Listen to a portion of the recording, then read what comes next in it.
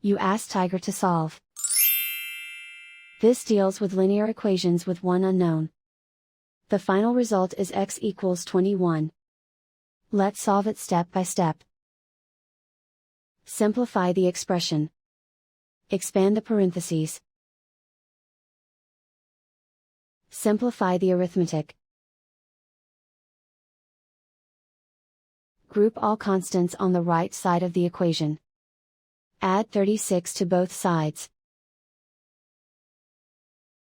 Simplify the arithmetic.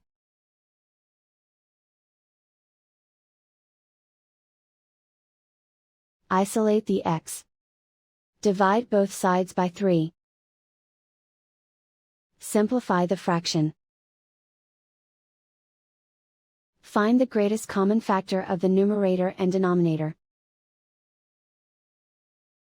Factor out and cancel the greatest common factor. And so the final result is x equals 21.